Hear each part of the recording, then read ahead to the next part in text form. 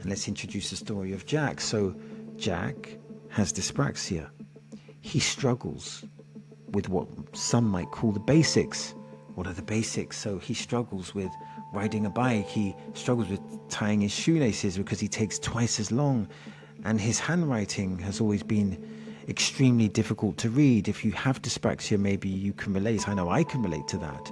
Group activities at school were often frustrating.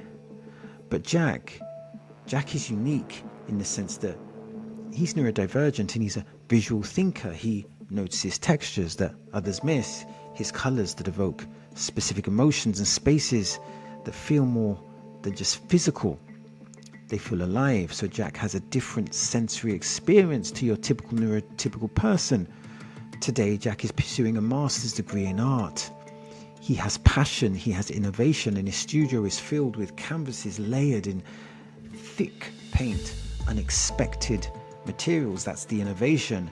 And abstract forms. One of his pieces are made entirely from shredded receipts and broken glass. Again, that's the creativity pouring out of him, and this explores the chaos and the modern beauty, or the beauty of modern consumption. Can dyspraxia fuel your creativity? Hey, let's talk about something you might not hear often enough. Dyspraxia and creativity. These are two words you wouldn't normally pair together, right? But what if I told you that dyspraxia could actually, it can fuel creativity? Okay, we're going to be brief with this next section because we're going to quickly describe what is dyspraxia. So we're going to give just a quick definition. And just full disclaimer, I was diagnosed with dyspraxia and there's a suspicion of autism. Anyway, dyspraxia, also known as developmental coordination disorder, also known as DCD, is a neurological condition that affects physical coordination and motor skills. So that's physical coordination and motor skills. And it can show up in different ways, from difficulties with handwriting and balance to challenges with organization. So we have organization, but then we have memory or even sequencing tasks. Now, some people may find it hard to tie shoelaces. So let's say Jack finds it hard to tie shoelaces, but Sally, she struggles to ride a bike, and Jim, he struggles to follow multi-step instructions. And here is the key, or here is a key aspect. Dyspraxia doesn't actually affect intelligence, but despite these challenges, because there are challenges, many individuals that have dyspraxia have a unique ability to see the world differently. And when we're speaking differently, we're speaking about the neurodivergence perspective and the neurotypical perspective. And that difference, it can be a powerful source of creativity and perhaps a powerful source of identity. In fact, the very strategies that people with dyspraxia use to cope and adapt and thrive, they are the same strategies that generate or can generate breakthrough ideas. And that leads to a question, an important question. What is creativity? What exactly is it? Surely it's more. It must be more than just scribbling or painting or just writing.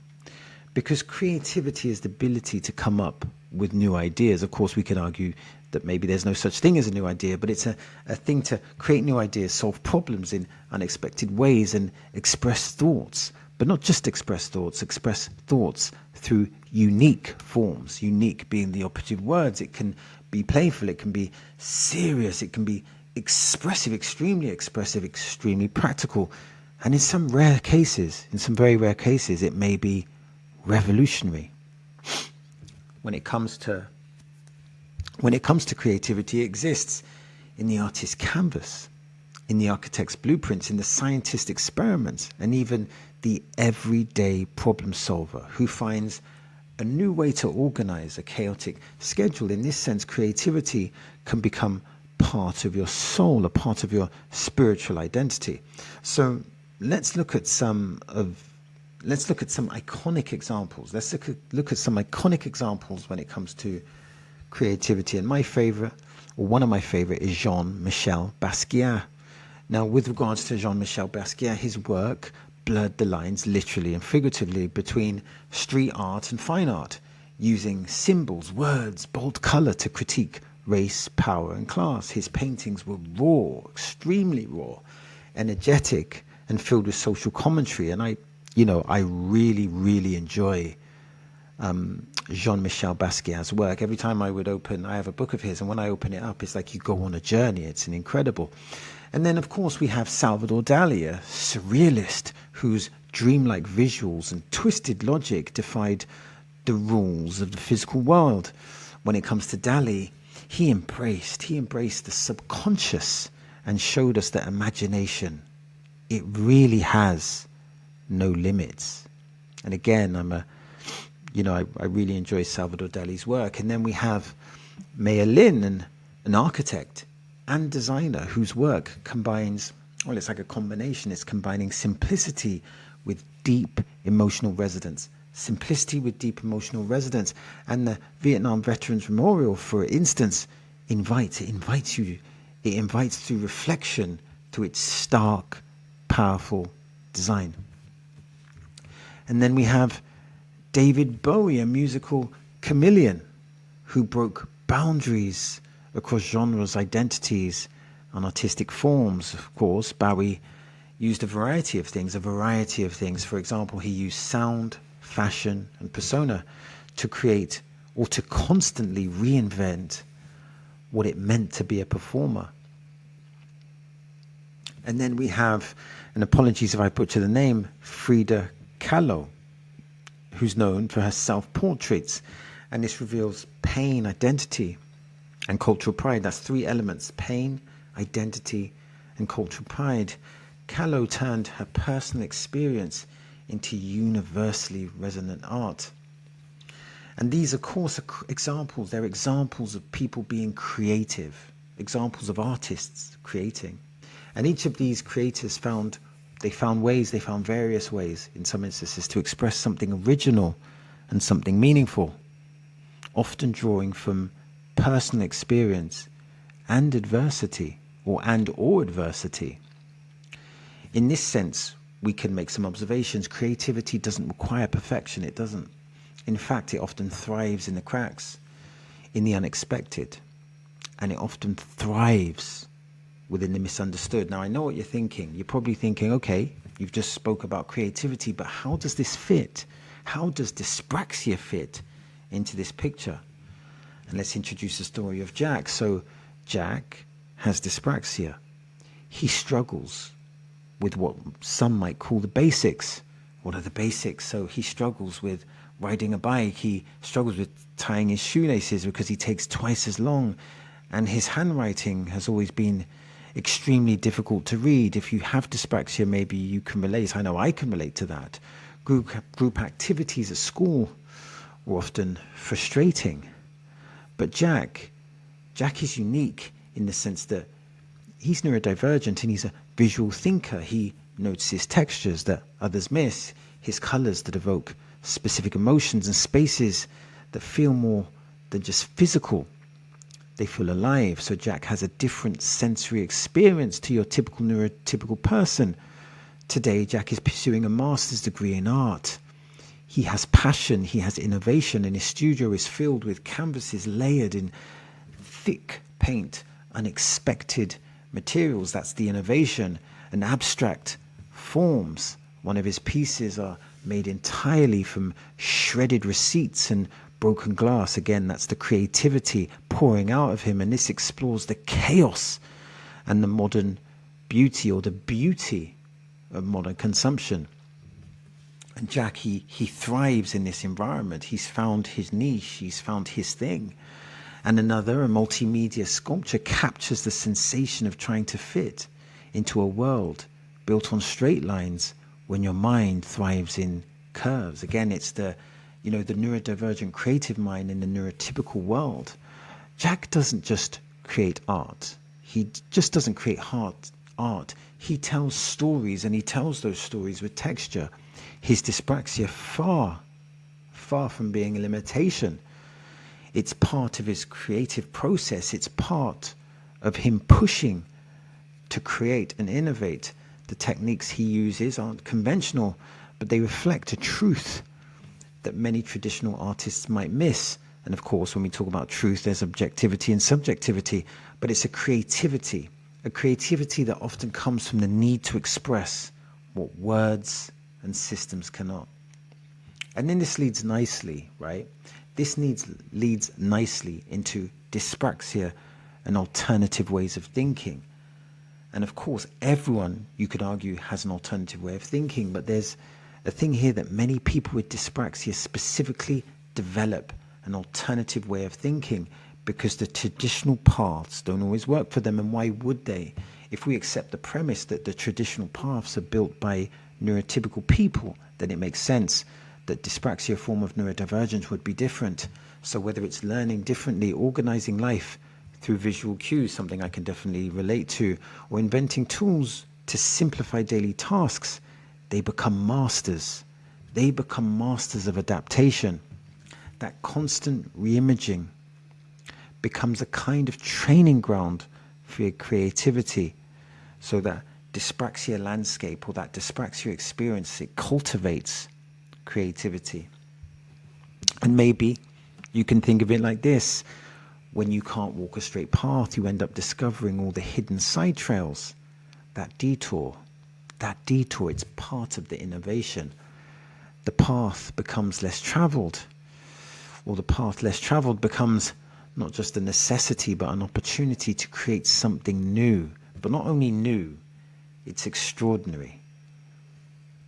But let's go deeper, because creativity is not just about seeing with the eye. It's not just about seeing with the eyes, but it's like a combination, or it's like a relationship between the mind. It's a relationship between the mind and a relationship between the heart.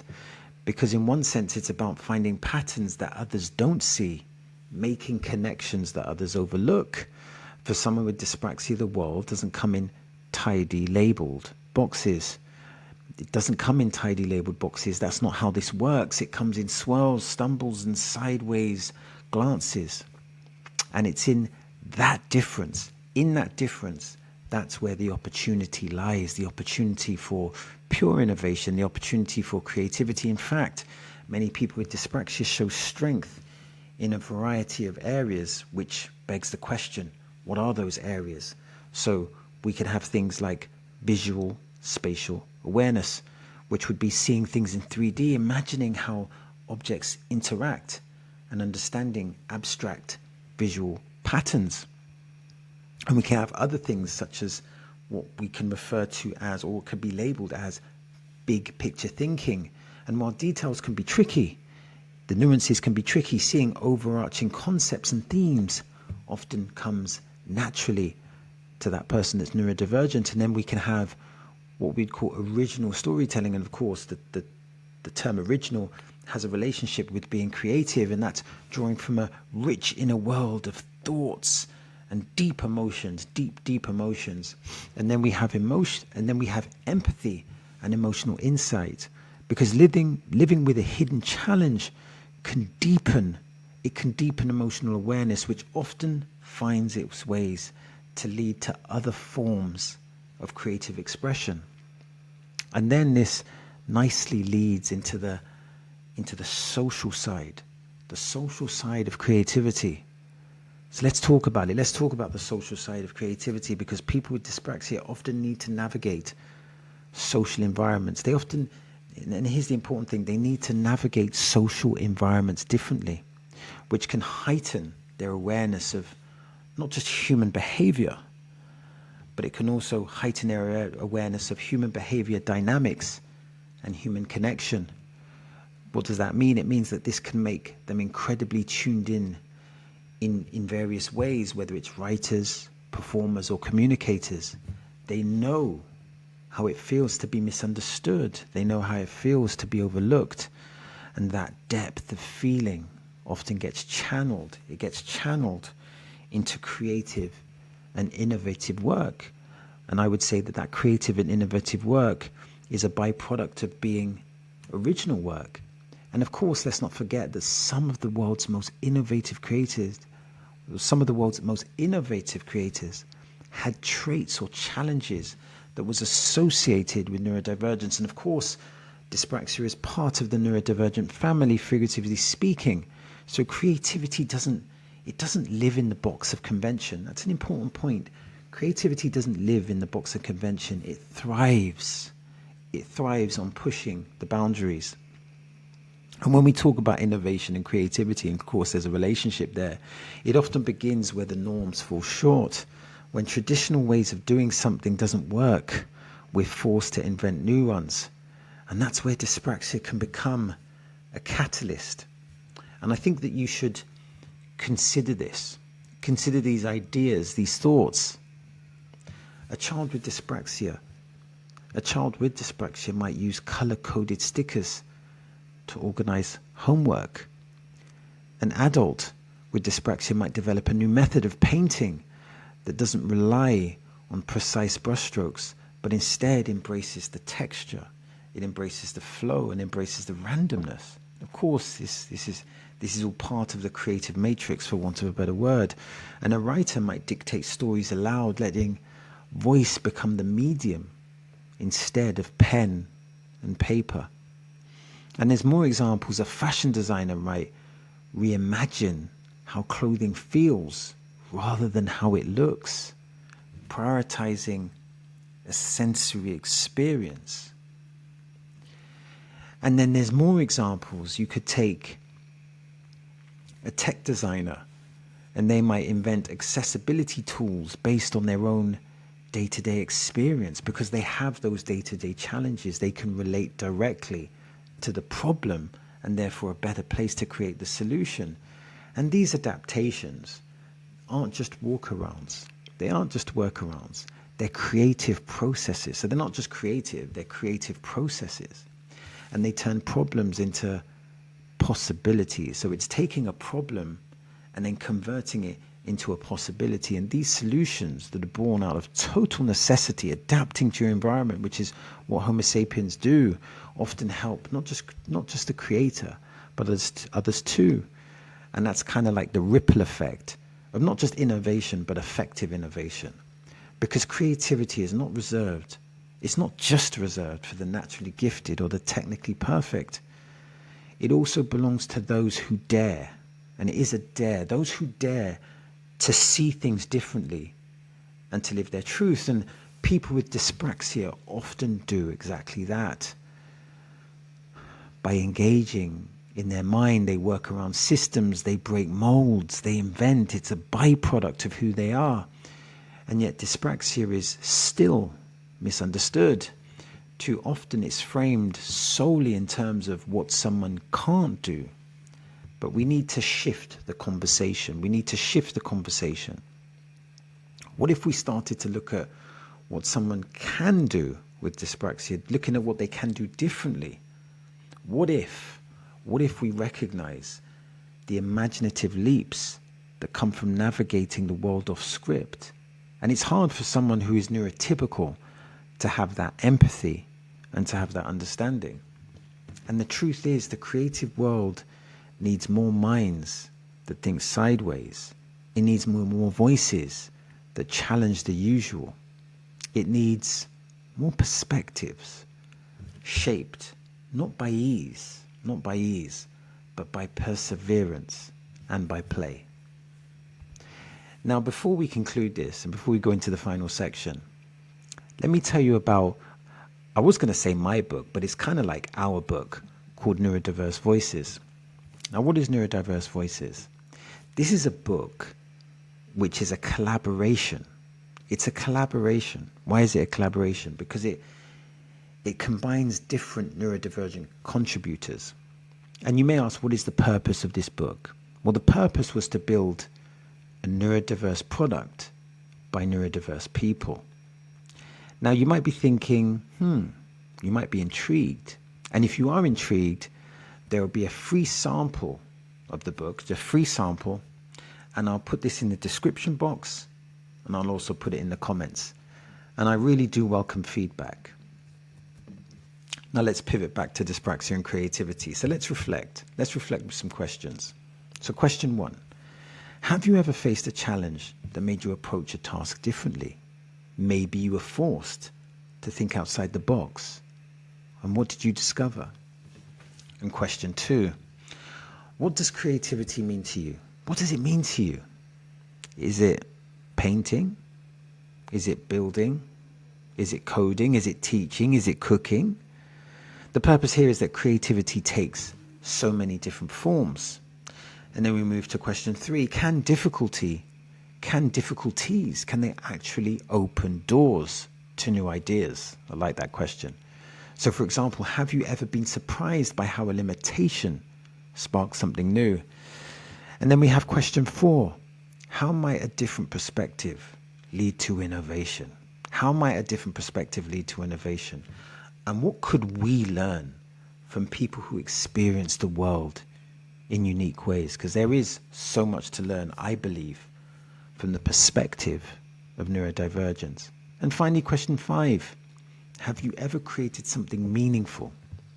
Have you ever created something meaningful out of frustration or limitation? And also think to yourself, how did that shape the outcome? So in wrapping this up, in concluding this, here's something to remember. Dyspraxia, don't look at it as a flaw. Maybe explore dyspraxia within the filter that it's different wiring. And in that wiring is the potential for immense creativity.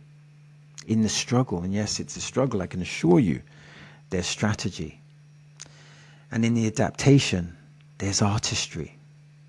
So whether it's Jack in his art studio, a student using digital tools to learn, or a musician finding rhythm in ways that others can't hear, Dyspraxia invites us to broaden not only our definition, but it invites us to broaden our ability. And it teaches us to listen closer, to look deeper, and to imagine further. So can dyspraxia fuel creativity? Absolutely. Absolutely it can. Because dyspraxia, right, from my perspective, it's not a limitation. It's not a limitation.